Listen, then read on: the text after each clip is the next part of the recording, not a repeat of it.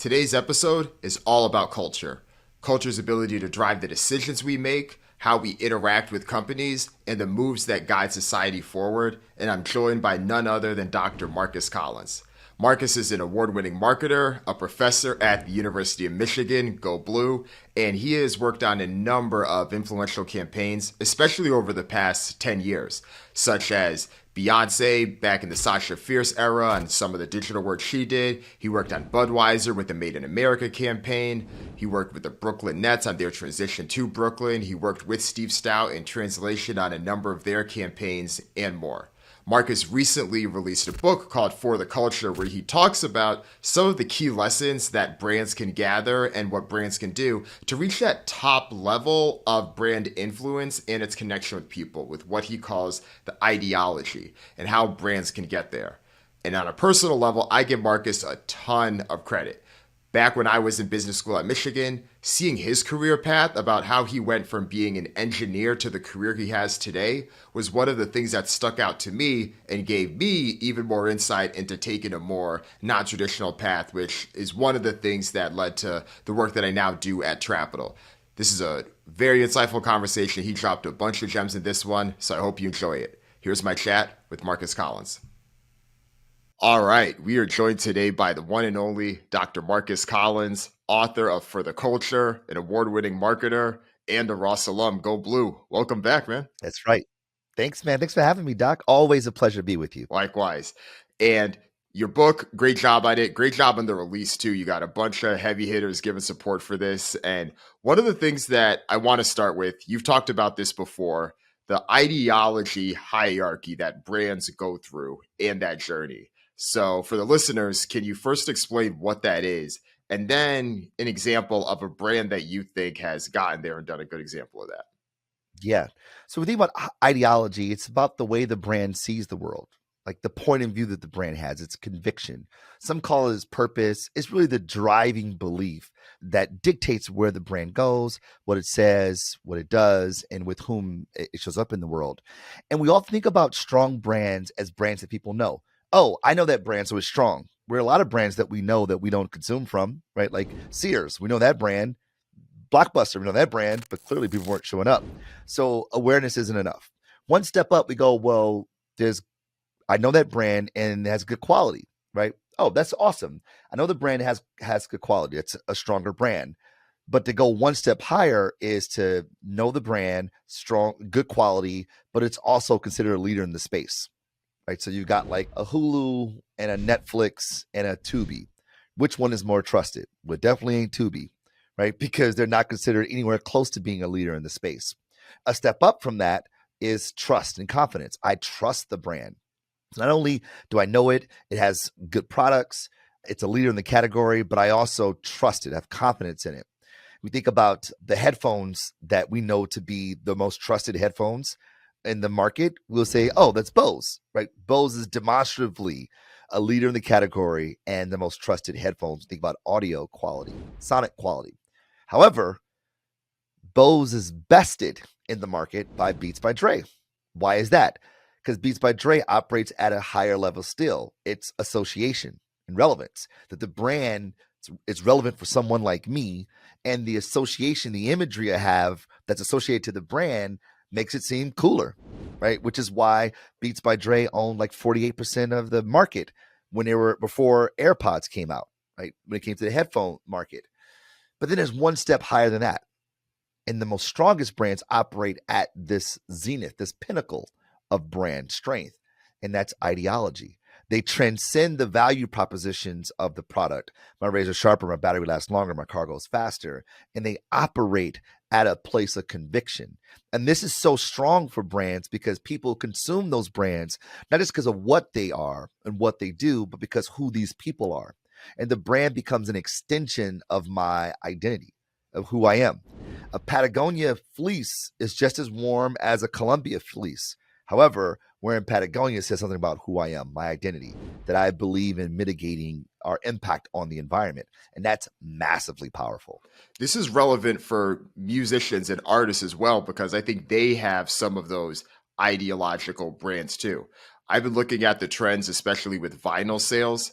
More than half of the people that are buying vinyl don't have players. They're buying them to put them on display, to showcase them. It is an extension of them. I want you to think that I am the type of person that listens to Drake, that listens to Tyler, the Creator. That's that zenith that we're talking about. It was so cool. And I fully agree with you. A few years ago, Fruit of the Loom, they do partnerships with musical acts like Metallica, Kiss, Aerosmith. See those t-shirts people got Metallica on their shirts? That's a licensing deal between Fruit of the Looms and those musical acts. And a few years back, Fruit of the Looms were looking at their book of business to see which brand likeness, which artist's likeness was doing better than the others, so they can re-up those licenses.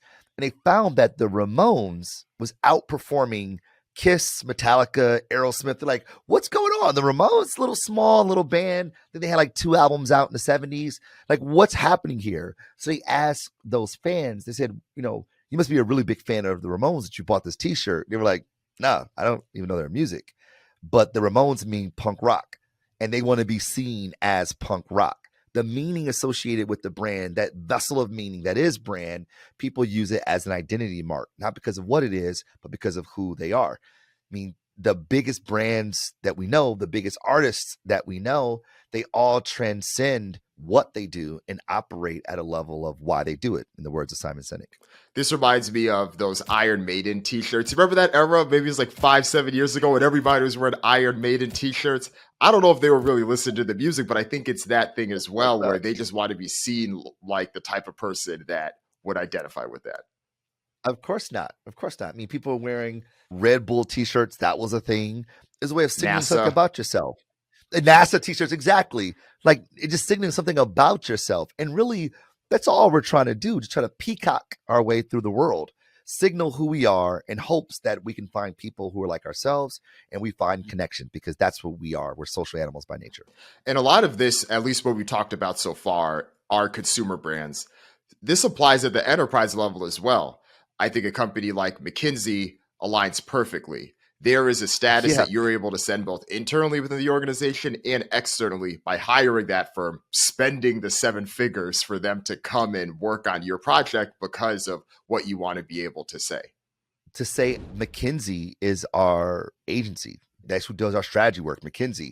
And we know this from being in business school, that people want McKinsey on their resume because of what McKinsey means, what it signifies. There's a sociologist named Pierre Bourdieu who talks about this idea of cultural capital, that our consumption, the more conspicuous it is, the more we align value from it.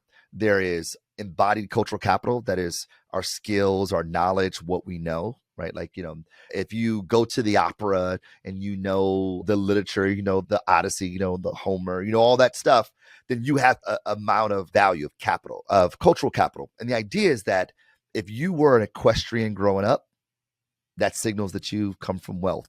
And your friends who were equestrians growing up signals that they come from wealth. And what friends do you have? Friends like those.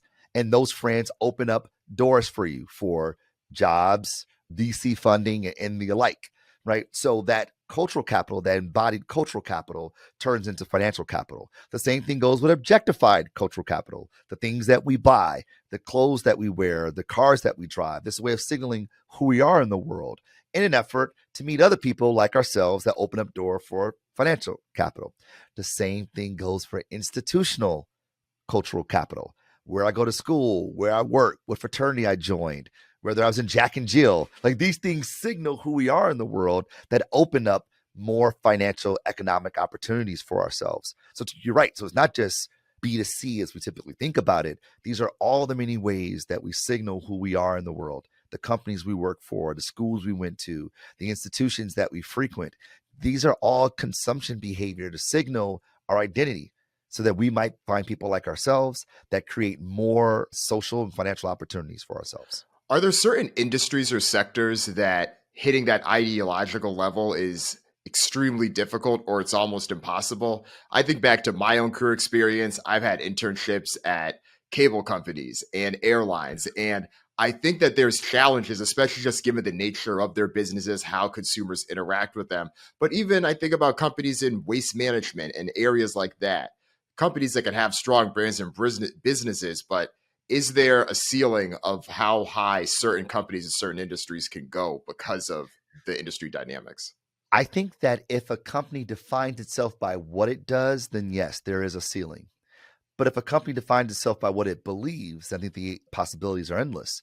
Because even as you name off those companies, we look at them through the lens of their industry, their category, and they are defined by their category. Oh, you have waste management services, so you're in waste management. You have an airline, so you're in the airline industry. You make microprocessors, so you're in the microprocessing industry. When you only define yourself by the product services or product goods you bring to the world, then that's the only opportunity you have.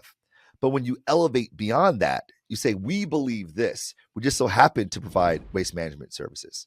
Imagine if we said, this is arbitrarily speaking, imagine if we said that we believe that a clean environment makes for a better life. Let's just say that. I'm just making that up, right? A clean environment makes for a better life. And that's why we have sanitation services, waste management services. Then we go, well, what else could be better if it were clean? Well, what if we cleaned up the oceans? We're no longer in the waste management business. We are in the cleaning oceans business. Or, well, what if we cleaned up the internet? What if we went through the internet and found all the smut, all the whatever, the things that aren't as savory, maybe for kids, and we're going to clean the internet up. We're going to create products to do that. We just so happen to do waste management. We just so happen to clean up oceans. We just so happen to create software that cleans up the internet. But what we do that because we believe that a clean environment creates for better solutions. Again, I just riffed that. But the idea is that if you operate at that level, you're not defined by your category and what you do. You're defined by your conviction and why you do it. And that is just Superman powerful. And then you bring in people who see the world the way you do. I think we just gave an entire industry a market class and a playbook that they can use moving forward. That's right. We should have held on to that one. But you're right, because it also makes me think of insurance. And I know you worked with translation, and one of their big accounts has been State Farm. And if you look at the product itself, the features of that product don't necessarily align on the surface of what you would think could be something that is something you would advertise in that way. But Yeah. if you look at the benefits, that's how you can think more broadly. We can get to Chris Paul versus Cliff Paul and so many of the other memorable campaigns we've seen from State Farm. I mean, what's actually quite interesting about that, and you're spot on, is that I don't think there's very many industries as commoditized as the insurance industry. They all use the same actuaries. All of them use the exact same actuaries. Just some of them are more conservative than others, and they're willing to charge you a premium for their product. And I suppose the way they, get the job done at the end of the day is better than others. But according to the research from when I was working in insurance, people only report their collisions, their calamities, 25 to 35% of the time. So 65% of the time, at best, people aren't even reporting the accidents. So the brand, the company never comes in to actually make good on their promise, right? We're just really hanging on there based on what this brand is all about. And State Farm exists because they believe that people should live life more confidently every day, to help people live life more confidently every day. They so happen to have 18,000 agents across the country to help people make better decisions. And they so happen to cover your stuff and help provide financial services. But why they do is to help people live life more confidently every day. And now you say, okay, so how might we do that? Well, what does that mean for basketball, the NBA, one of their sponsorships? Well, there's actual statistic for helping people in the NBA called the assists. Let's go after that. Now you have a creative platform to be a part of this institution that we call the NBA, but also another way of demonstrating why you exist, not what you do. Makes sense. Makes sense. Yeah. I mean, I think that's applicable for a number of industries here. And we're getting into insights and just how you perceive people. And one of the things that we're talking about is who are the best market researchers. You have this piece in the book, and you've talked about this before, about why comedians are actually some of the best market researchers out there. Could you talk a little bit more about that?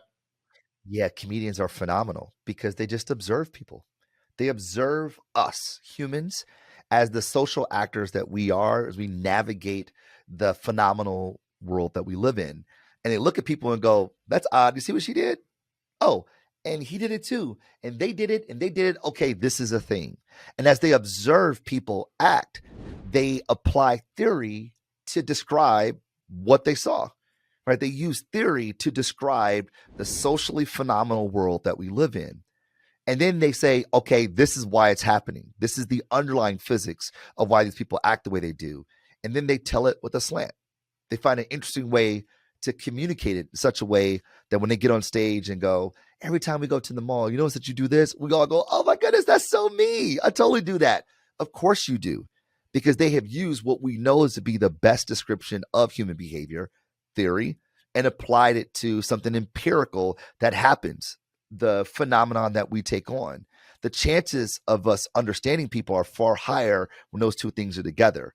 And the chances of us saying something that's meaningful to them is far greater when we tell it with a slant. And that's what good marketers do, especially advertisers do. But market research, no one does it better than comedians, full stop.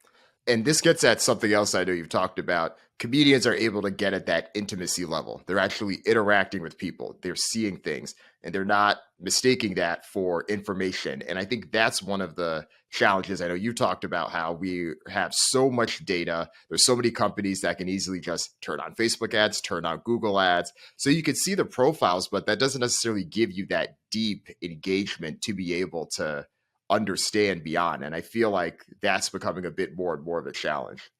Exactly. That's the paradox. More information, very little intimacy. And comedians have always been intimate. And marketers used to be intimate. But as we get more information, more data, we go, oh, I don't need to go spend time with people. I don't need to go talk to people because I have their search history, I have their click history, I have their downloads, I have what they watch and what they listen to. That describes who they are. It describes what they do. To get to who they are, we have to get closer. We need greater proximity to understand the underlying physics that govern why they listen to trap music and why they watch Succession and why they consume what they consume, why they're going back into the 90s for fashion inspiration. Why is that happening? We can observe it and say, oh, cool, that's a thing. That's a trend spotting. But you don't know what's going on until you get close to people. And this is what we have to do as marketers. And I would even argue that maybe this is what we need to be doing as a society, just get a little closer to people. And it's easy to look at someone and go, oh, they're crazy, because they operate by a different meaning system than we do, than different cultural characteristics than we do. But if we understand that the way we see the world is subjective, not objective, we go, oh, well, my truth isn't their truth. Doesn't mean that they're wrong. It just means it's just a little different. And the closer I get to understanding how these people make meaning, how they navigate the world, the more connected I probably feel to them. But as a marketer, the more likely I am to interact with them, to engage them, to get them to adopt behavior, which is the core function of our gig. This reminds me of Tyler Perry and what he's done with Tyler Perry Studios too. Of course, we all know the backstory. He was doing his plays. His plays were able to gain great traction. He ended up moving that into movies and his TV shows and everything he's done since. But even through all that success, he still was doing the plays. That was his opportunity to be in front of the actual audience to see how they reacted. He would make jokes different in the North versus the South versus the Midwest. Right. And that's his way of, although he may not be a traditional comedian, he's still wearing all the hats and he's still providing humor through his content. So I think that's one of the things that doesn't get talked about as much about why he's been able to build this billion-dollar empire. That's right. And the best stand-up comedians, they still go to the Laugh Factory. They still go to the hole in the wall to try new bits, to try new material. Oh, they laughed at that one, not this one. Okay, that one got it. Okay, cool. They build their set by workshopping it iteratively, right? But marketers, no, we hold on to it and we concoct it in the walls of our offices, and then we release it to the world, prayerfully, hopefully, inshallah, that it's going to connect with someone. And it's like, well, yeah, there's some randomness that we can't control. Sure, we can't predict everything, but we can certainly increase the likelihood of connecting by just getting closer.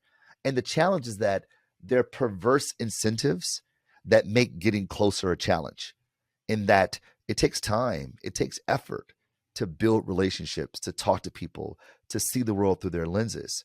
Where I got 1 quarter to turn my business around, man, whatever's the most efficient, that's what we rely on. And we wonder why we don't have strong relationships with our consumers, because we look at consumers as machines that eat messages and crap cash, as opposed to real life human beings who navigate the world through their cultural lenses. Do you think this got worse since the pandemic? I would say in some ways, yes, in some ways, no. I think that there was a level of elasticity that when the pandemic hit, people were emailing everyone in their database saying, we care about you. We're thinking about you. And then someone made that film where it took all the ads from all the marketers and they were saying all the same things. And you go, this is nonsense. And marketers went, oh, they're right. So let's like be a little bit more human. And people got human, right? Like the murder of George Floyd, people were like, oh, there's a world that exists beyond my own. There are lenses that are translating the world that aren't my own. Let me go see the world through other people's eyes. And for a moment there, for a brief moment, we were getting like some humanity in the world. But then once we got back to some normality, some normalcy, we snapped back into place. All right, cool. Let's use the data tells us. Let's use it this, use it that. And I thought that the pandemic was an interesting time because people just became a bit more empathetic, right? We saw companies treat their employees a little bit differently, right? They're like, hey, gives people some grace. People need time. People need space, like people's needs. And then once we went back to quote unquote normal, assuming we're back to some kind of normality, get back to work, get back in the office. My razor sharper, my battery lasts longer, my car goes faster. You aren't human. It's kind of a sad situation. And you would think that kind of exogenous shock to the system will wake us up a little bit more. But unfortunately, I think that there's some return to status quo a bit. Part of the challenge seemed like there was so much growth that so many software and tech companies had during the pandemic, given the nature of the services they offered. And because the pandemic and lockdowns limited them from the in-person interactions, it could be very easy to think, okay, well, we don't need to spend the money on those focus groups. We don't need to spend the money on having our leadership team be out in the field to interact with people. Look at what we're able to do in the current ecosystem. And we saw that there was just so much growth, especially from March 2020 up until November 2021. Things were booming. But then world started to open back up. And I feel like we're starting to see it more. We're seeing more flexibility with what certain companies are doing in terms of their policies, whether they are letting people work from home. But I'm also seeing people wanting more in-person events, more engagement. There is an appetite for this, which I think should hopefully translate to an appetite to getting in-person time and more intimacy with the people you're actually trying to serve. Well, what I think is awesome is that the technologies help facilitate ways to get closer, even if you can't in person, right? So, we typically use ethnographic research for when we're trying to study culture, right? Go into people's cultural contexts, observe them, interact with them. Don't be, sort of a tourist, be a part of the community. But then there's netnographic research, which is the same thing in ethnography, just in online spaces. In fact, all my academic research is typically done on Reddit. Like I'm observing these communities in their cultural contexts practice their cultural subscription. And the beautiful part about Reddit, truly, and I'm about to just nerd out for a moment here because we could do that, Dan, is that Reddit has moderators that actually clean the data for you.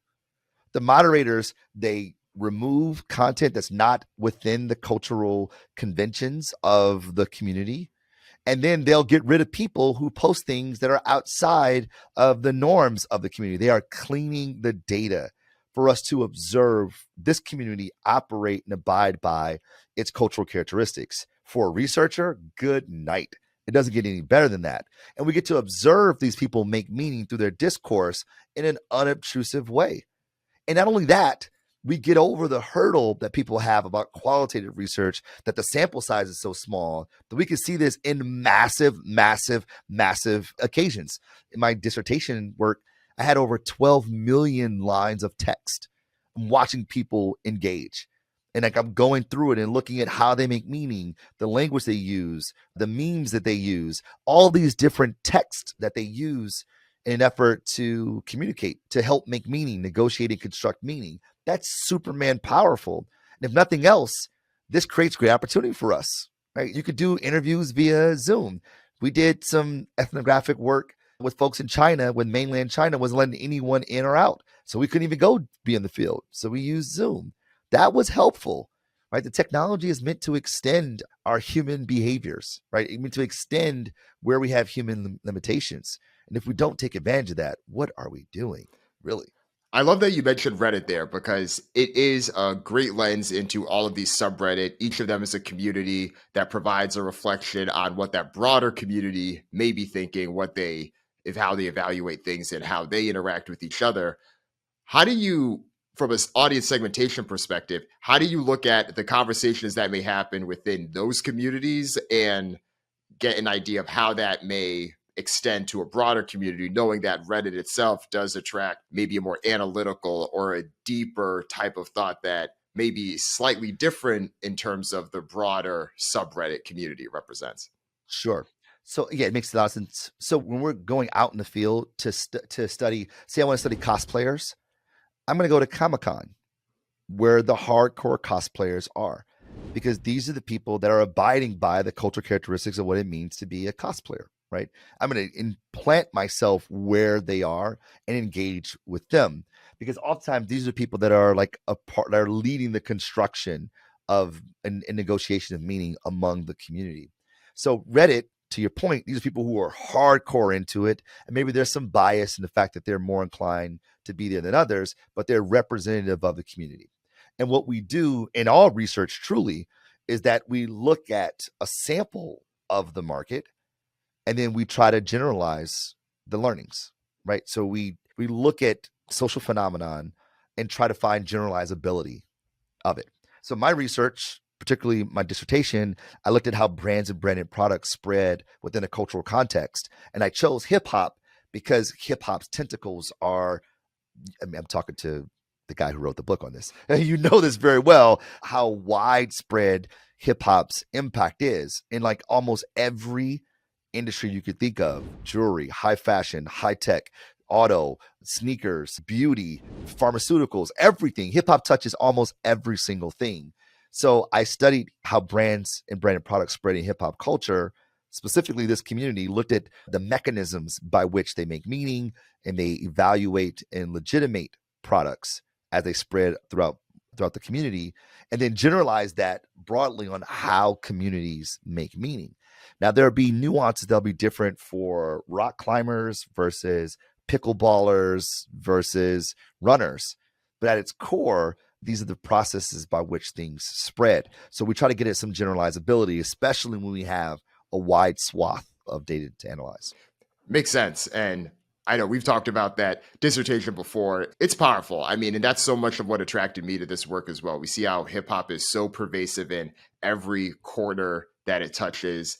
And that's only going to continue. Even if they may not call it hip hop in the future, we still know where the origins come from. I say that because of just some trends I'm seeing in terms of how certain songs have been categorized, and they've been talking about hip hop's decline, but we know what's there. When we hear general music themes, this is the origination place. This is where it is. And this culture is now about to celebrate its 50th year in a few months. So it's just crazy. Which is why Trapital is so important, man. Like you need cultural producers to preach the gospel and to quantify its impact on commerce and the economy, which is you're doing the good work, my guy. Thank you. Appreciate that.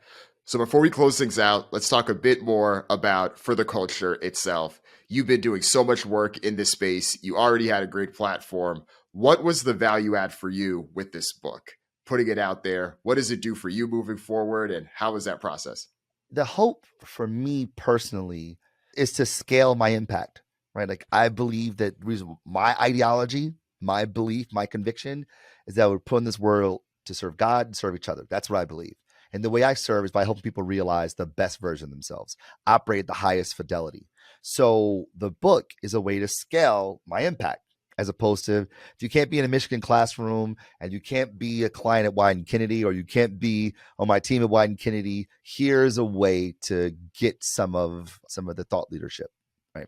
But the other part is to helpfully raise the industry, that if we are using different language, a better Rosetta Stone to talk about culture, there will be better practitioners of culture and bear some responsibility to what we do. So we're not conquesting people's culture to sell more widgets, but we're actually contributing to it, realizing that when we're using other people's cultural markers, we run the risk of what we know as appropriation if we do that without understanding the meaning that is associated to those things. And once we understand that, we go, oh, okay, we're not just going to pimp their thing out. We're going to contribute to the community that actually has made this thing a thing. And the hope is that the residuals from that, the reverberation from that, will make a little dent in the world. And I would have done my part if that happens. Makes sense. Love it. Well, for people that are listening along and want to get a copy of For the Culture themselves, where can they get it and where can they follow you? The book For the Culture is available where all books are sold, particularly Amazon. You can find me at Mark to the C, MarcTothec, at all the social places, and marktothec.com. Love it. Dr. Marcus Collins, thank you. Thanks for watching Trapital on YouTube. If you want more where that came from, please subscribe to our YouTube channel so you can get all the latest updates. Or if you want to hear the latest episodes, go ahead, subscribe to the Trapital podcast. That's Trapital wherever you get podcasts. And if you want to stay up to date with the latest insights, go ahead and subscribe to the Trapital newsletter. That's trapital.co and sign up there. Thanks so much.